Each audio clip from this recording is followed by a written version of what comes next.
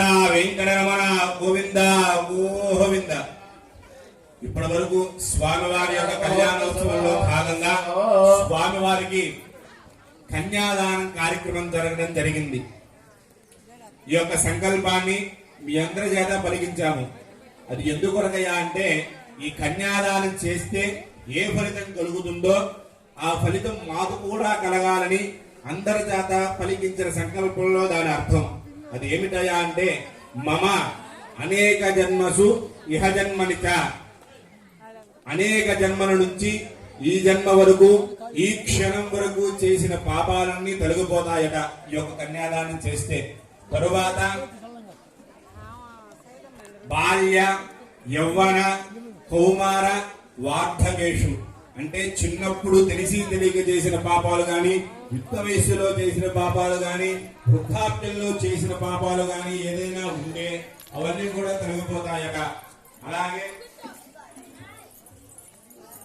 ఆవృత్త అనావృత్త మహాపాతకాది సమస్త దురిత క్షయార్థం అనేటువంటి పాపాలన్నీ తొలగిపోతాయట. దశ పూర్వేష దశ అపరేష అంటే ఈ యొక్క కన్యాదానము చేస్తే మన యొక్క పైన 10 తరాల వాళ్ళు కింద 10 తరాల వాళ్ళు చేసిన పాపాలన్నీ తొలగిపోయి ఎవరైనా మన పూర్వీకులు నరకంలో కొట్టుబిట్టాడుతుంటే వారికి తక్షణమే మోక్ష ఫలాన్ని ప్రసాదిస్తారట ఈ యొక్క కన్యాదానం చేస్తే. తరువాత ఆమోద ప్రమోద సమ్మోద వైకుంఠాఖ్య లోకాన్ని ప్రసాదిస్తారట. అలాగే మనందరికీ తెలుసు పూర్వకాలంలో రామచంద్రమూర్తి అలాగే దశరథ మహారాజు కూడా అశ్వమేధ యాగాన్ని చేసి ఉన్నారు. కానీ ఈ కలియుగంలో అటువంటి యాగం చేసేటి అధికారం మనకి లేదు. అయినా ఆ యొక్క ఫలం కావాలి అంటే ఏం చేయాలి అంటే కలియుగంలో కన్యాదానం చేసినటువంటి ఫలితాన్ని 100 అశ్వమేధాలు చేస్తే ఏమైతే ఫలం మనం పుణ్యం మన ఖాతాలో పడుతుందో అటువంటి ఫలాన్ని ఒక్క కన్యని దానం చేస్తే మనకి ఆ భగవంతుడు ప్రాప్తి చేస్తారట. అంతేకాకుండా రౌరవాది నరకాల నుండి మనందరికీ విముక్తి కలిగిస్తారట. అటువంటి మహత్కార్యాన్ని మనం ఈ సంవత్సరం సాక్షాత్తు రామచంద్రమూర్తికి సీతామ్మవారిని కన్యాదానం చేసి మనందరం కూడా పొందామని ఒక్కసారి గోవిందనామ స్మరణని పెద్దగా బిగ్గరగా స్వామివారికి సభక్తి పూర్వకంగా తెలియజేసి తరువాత కార్యక్రమాన్ని ప్రారంభం చేసుకున్నాము. ఏడుకొండలవాడ వెంకటరమణ గోవింద గోవింద. మా ఇంతమంది ఉన్నారు, ఎవరు కూడా కనీసం నోరు తిరిగి భక్తితో స్వామివారి నామాన్ని పలకట్లేదు. నామోషి వద్దండి, స్వామివారు మనందరినీ చూస్తూ ఉంటారు.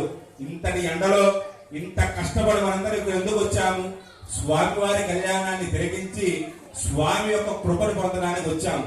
దానికి నిదర్శనంగా ఒక్కసారి గట్టిగా స్వామివారికి వినిపించే విధంగా, అయ్యా ఇంత ఎండలో మేమందరం మీ యొక్క కరుణ కోసం ఎదురు చూస్తున్నాం, ఒక్కసారి మమ్మల్ని కరుణించండి భక్తితో గోవిందనామాన్ని చెప్పి మిగిలిన కార్యక్రమాన్ని ప్రారంభం చేసుకున్నాం. ఏడుకొండలవాడ వెంకటరమణ గోవింద గోవింద. గ్రామ భక్త ప్రజానికి ఏమనుకోవచ్చు, చిన్న విజ్ఞప్తి. ఇప్పుడు ఆ స్వామి అన్నట్టు కనీసం భగవంతుల దగ్గరికి వచ్చి నామోషి పట్టం ఏందనేది అర్థం కావట్లేదు మాకు కూడా. ఎందుకంటే నేను చిన్నప్పటి నుంచి చూస్తున్నాను, గుళ్ళోకి రావడానికి నామోషి అవుతారు, దేవుడికి దండం పెట్టుకోవడానికి నామోషి పడతారు. దానికి ఏదో అసలు నాకంత రాత్రి చూశాను, 2 రోజులు ఊరేగింపులో చూస్తున్నా. కనీసం మామూలుగా విజ్ఞప్తి చేస్తున్నాం, మీ అందరూ తెలుసుకుంటారంటే ఇంకా మనం పాతకాలంలో వెనకటి ఏదో మన గుడికి పోతే ఏదో డబ్బులు ఇవ్వాలి దక్షిణ ఇవ్వాలి అనే భావనని తొలగించుకోండి. మనస్ఫూర్తిగా భగవంతుని ధ్యానం చేసుకోవడం, మనస్ఫూర్తిగా భగవంతుని ఆరాధన చేయడం చేయండి. మన కష్టాలను తొలగించేవాడు ఆ భగవంతుడు సర్వాంతర్యామి, మనల్ని మించినటువంటి దైవం ఆ శ్రీమన్నారాయణుడు. అంటే 2 రోజులు చూస్తున్నా, ఏ విషయం చెప్తాను అనుకుంటే చెప్తాను వినండి.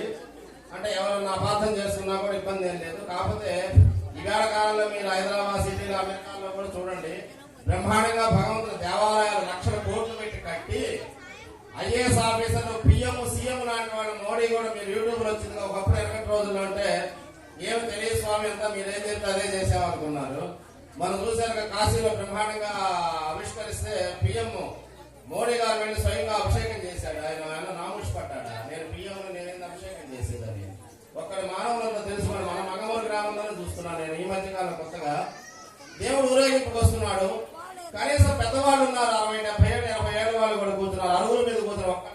తెచ్చి ఒక దేవుడికి భగవంతుడు నమస్కారం చేద్దామని కానీ లేదు, మనకంటే సార్వభౌముడు భగవంతుడు పెద్దవాడు వస్తున్నాడు, అంత మహానుభావుడు మనల్ని రక్షించే పరమాత్మ సంవత్సరానికి ఒకసారి గ్రామంలో అంత లక్షలు ఖర్చు పెట్టి ఇంత తినాలు చేస్తున్నామే, ఇంత బ్రహ్మోత్సవాలు చేస్తున్నామే, ఒక నమస్కారం చేయలేని కృతజ్ఞతా భావంతో మనకి జన్మించాడు, ధనం ఇచ్చాడు, సంపద ఇచ్చాడు, ఆహారం ఇచ్చాడు, ఈ ప్రకృతి ప్రపంచ సమస్తమైన ఇవన్నీ ఇచ్చాడు. ఇంత ఇచ్చి అనుభవిస్తూ ధనము, సంపదలు, వస్తువు, సంభారాలు, ఇల్లు, వాకిలి, గృహము, పూర్వజన సుకృతులపైన వ్యాధులపైన పీడితామన్నారు. పూర్వజన సుకృతులు చేసిన పాపపుణ్యాల ఫలితాలను బట్టి గృహము, సంపద, ధనము, భార్య, పిల్లలు, సత్సంతాలు ఇవన్నీ కలుగుతాయి. కొంతమందికి కావాల్సిన పిల్లలు ఉంటారు, కొంతమందికి అసలు పిల్లలు ఉండరు. ఆలోచించుకోండి. కొంతమంది ధనం బాగా ఉంటుంది, కొంతమందికి అసలు ఉండదు. అనుభవిత ధనవంతులకు అనుభవిత అంటే ఆరోగ్యం ఉండదు.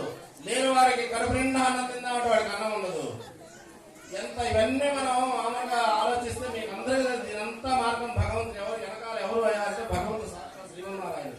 అంతలో మహానుభావుడు వస్తుంటే ఊరేగింపుకి ఒక్కరు కూడా లేచి కనీసం నమస్కారం చేసుకుందాం లేదు, దండం తీసేది కనీసం 2 చేతులు కూడా రాలేమేమో, ఒక కృతజ్ఞతా భావన లేచి నిలబడదామనే భావన కూడా లేదంటే నాకు చాలా విచిత్రంగా వింతగా అనిపించింది. మీరు సిటీల్లో మోదీ గురించి చెప్పారు, సిటీలో ఐఏఎస్ ఆఫీసర్లు కూడా ఊరేగింపు చేస్తామంటే దేవుణ్ణి నేను మోస్తానండి, నేను మోస్తానని పరిగెత్తుకుంటూ పంచలు కట్టుకొని వాడు యొక్క ఐఏఎస్ ఆఫీసర్లు వాళ్ళ సెక్యూరిటీని పక్కన పెట్టి మహామహులు ఐపీఎస్ ఐఏఎస్ క్యాడర్లు కూడా వచ్చి దేవుణ్ణి మోస్తుంటారు. మీరు గమనించారో లేదు?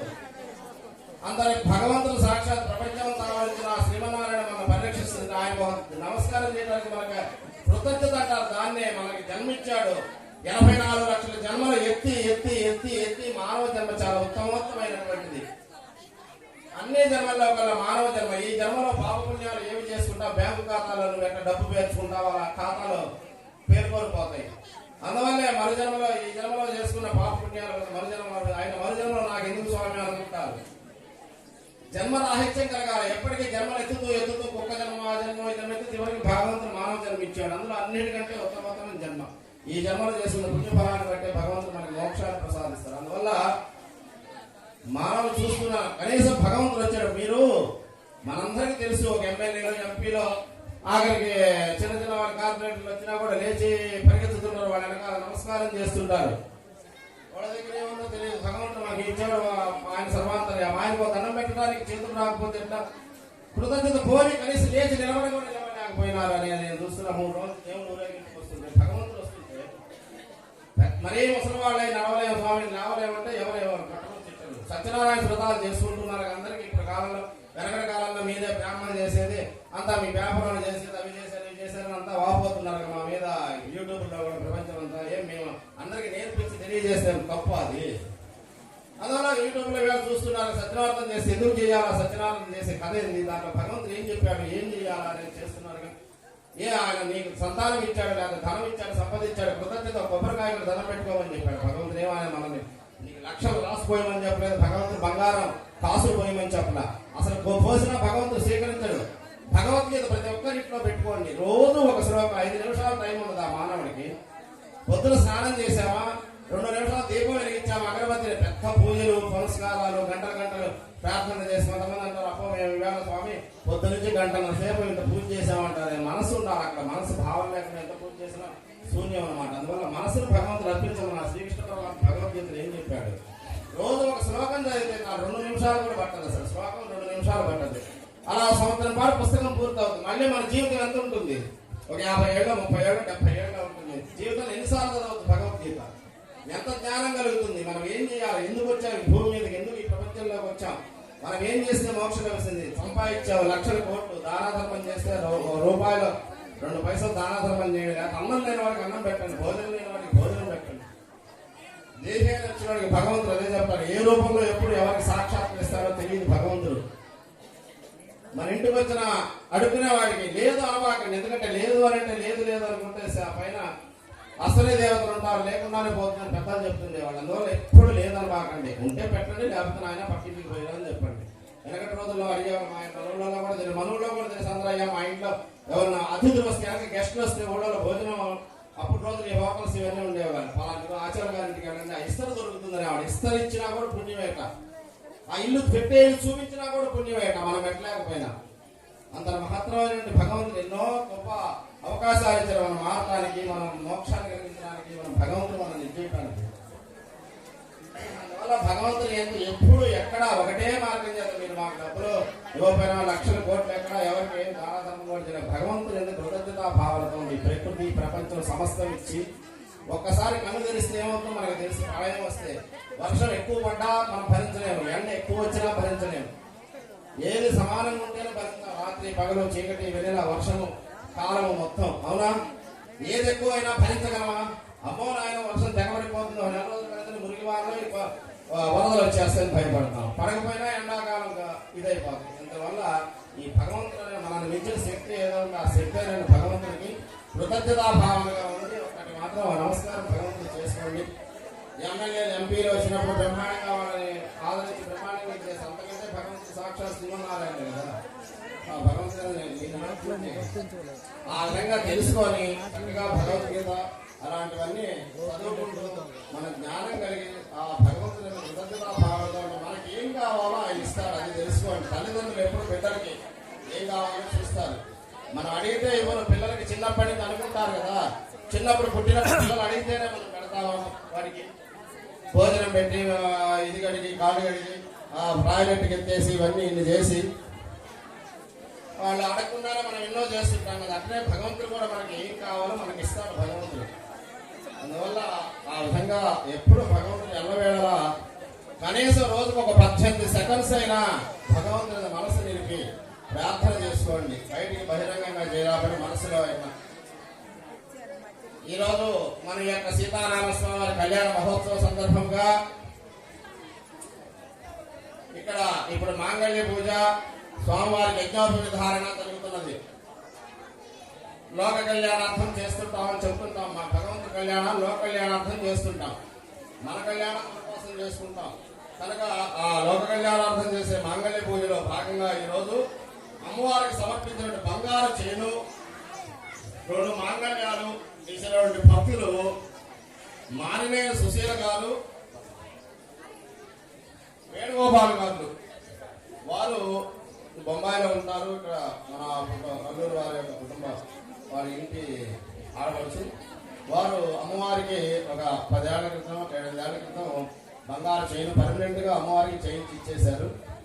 బంగారు చైన్ 2 మాంగళ్యాలు. అదేవిధంగా అసలు మీ అందరికీ తెలుసో తెలియదు, అప్పుడు కాలంలో మన భగవంతుడు నల్లూరు వారికి కొంత భాగం దేవాలయానికి ఇచ్చి పోషించమని ఇచ్చారు. అందులో అర్చకులకి అందరికి ఇచ్చారు. దాంట్లో భాగంగా ఆ వైరుముడిని చూడండి. ఇంతకాలం కూడా జనానికి తెలిసేది. రాత్రి ఒక ఆమె అడిగింది, స్వామి బంగారపు చేతులు బంగారపు ఎప్పుడు పెడుతూనే ఉంటాం. వస్తాను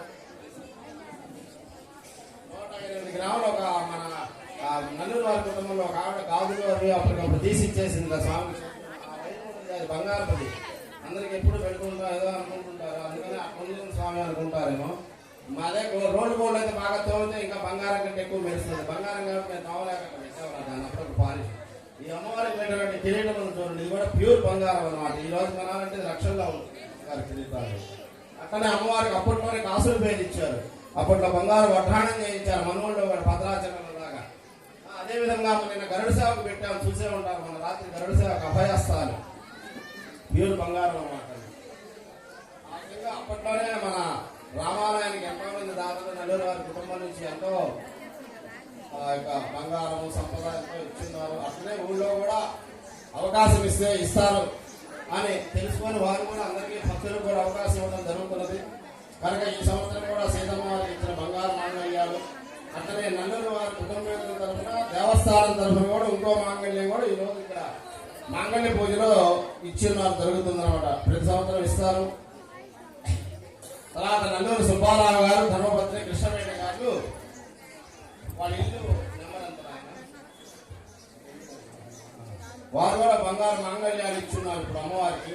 తర్వాత నల్లూరు శ్రీ చంద్రశేఖర ధర్మపత్ని విజయలక్ష్మి గారు స్వామివారి తరఫున ఈ రోజు కళ్యాణోత్సవంలో పాల్గొన్న దంపతులు వీరు గుడి తరఫున మాంగళ్యాలు ఇచ్చున్నారు.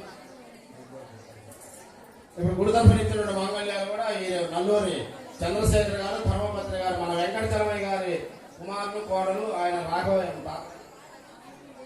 ఆ వీర రాఘవయ్య గారు ఉండేవారు కదా, వారి మనవాళ్ళు అనమాట. నారాయణరావు బ్రదర్ అట్లా చెప్తే అర్థం కాదు.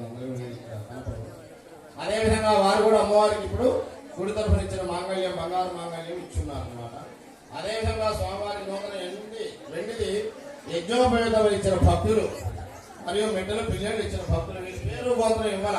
ఎందుకో తెలుసా అండి, మనందరం అనుకుంటాం టౌన్లో పోతున్నారు, సిటీలలో చూస్తున్న హైదరాబాద్ బ్రహ్మాండంగా గోడల మీద ఎక్కడ పెట్టినా ఎవరిని పలానా పేరు పలానా ధర్మపత్ని కుమార్తెలు అని పేర్లు వేస్తుంటారు, వేయించుకుంటారు కావాలని. మీరు ఎందుకు ఇవ్వలేదు చెప్పండి, అడగండి. మీ అందరికీ ఏం తెలుసో చెప్పండి. కూతురు భక్త మహాశయులందరికీ దానం ఎట్లా ఉండాలి, దానం చేస్తే గుప్తంగా ఉండాలట. కుడి చేతితో దానం చేస్తే ఎడం చేతితో తెలియకూడదు, ఎడం చేతితో దానం చేస్తే కుడి చేతికి తెలియకూడదు. అది దానం అంటే. అంతేగాని మా పేరు బ్రహ్మాండంగా పెద్ద అక్షరాలు చెక్కారా స్వామి, పెద్ద గోల్డ్ కలర్ పెయింట్ వేసారా, లేకపోతే అక్కడ మా కుమారులు మనవాళ్ళు ముది మనవాళ్ళు అన్నీ చెప్తుంటారు గుళ్ళోకి వచ్చి 100 పేర్లు. అది కాదు సాంప్రదాయం. దానం గుప్తంగా ఎవరు మనం ఏం దానం చేశామో తెలియకుండా ఉండేటువంటి వాళ్ళే గొప్ప దానవంతులు. ఈ రోజున స్వామివారికి వెండి యజ్ఞోపేతం చేయించారు 50,000 పెట్టి, వాళ్ళ పేరు ఊరు ఇవ్వాల. వద్దండి భక్తులని చెప్పండి అన్నారు. అదే విధంగా అంత మహత్తరమైనటువంటి భగవంతుడు ఏ దానం చేసినా గుప్తంగా ఉండాలి.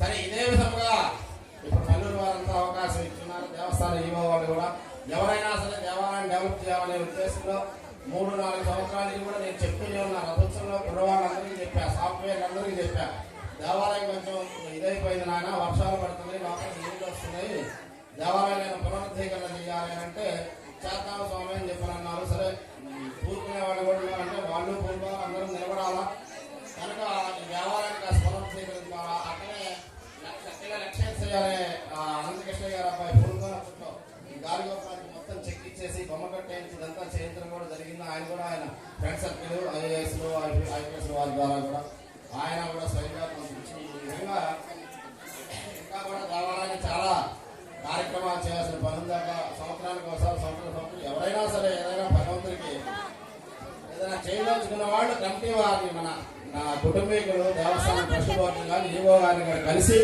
మీరేమి చేయదలుచుకున్నారు అర్చక స్వామిని కూడా కలిసి స్వామివారికి ఎవరైనా ఏదైనా మీ కోరిక నెరవేరితే భగవంతుడు ఆశీస్సు నుండి ఆయన అనుగ్రహంతో అందరం బాగుంటే చల్లగా ఉంటున్నాం కనుక మనవరు గ్రామస్తులు స్వామివారికి కూడా మనవంతు కృషిగా ఆయన ఇచ్చిన రూపాయలు 2 పైసలు ఏదో ఆయనకి మనం కృతజ్ఞత భావన అంటే అలా ఏదైనా చేసి దేవాలయాన్ని ఇంకా ముందుకు తీసుకెళ్దామని భావనతో వారు చెప్పిన విధానం అంతా మీ అందరికీ తెలియజేయడం జరిగింది.